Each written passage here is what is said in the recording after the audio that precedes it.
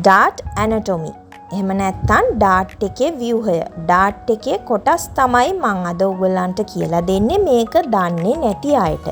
ඉතින් මම මේ දැන් ලකුණු කරන්නේ dart length එක. එහෙම නැත්නම් dart fold එක. අපි මේ රේඛාවෙන් තමයි dart එක නමා ගන්නෙ.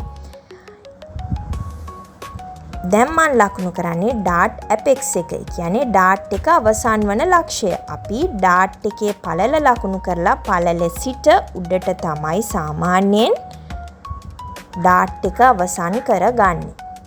ඉතින් මම දැන් මේ ලකුණු කරන්නේ dart එකේ පළල. එහෙම නැත්නම් මෙතනට dart intake කියනවා, dart volume කියනවා. dart එකේ පළල අඟල් 3 කාලක්ද, අඟලක්ද, අඟල් 1/2ක්ද, 2ක්ද කියලා අපි මෙන්න මේ රේඛාවේ දෙපසට dart එකේ පළල දෙකට බෙදලා ලකුණු කරගන්නවා. ඊට පස්සේ අපි සාමාන්‍යයෙන් පහළ ඉඳන් උඩට තමයි ලකුණු කරගන්නේ. මේ විදිහට ලකුණු කරගන්නවා. මේ විදිහට අවශ්‍ය නම් අපිට කර්ව් කරගන්න පුළුවන් dart එකේ පළල. මේ තියෙන්නේ කලින් ඇඳගත්තේ dart legs. ඒ කියන්නේ dart එකේ පාද. මේවට අපි dart legs කියලා කියනවා.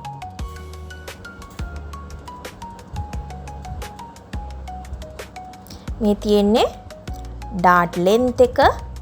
එහෙම නැත්නම් dart fold එක.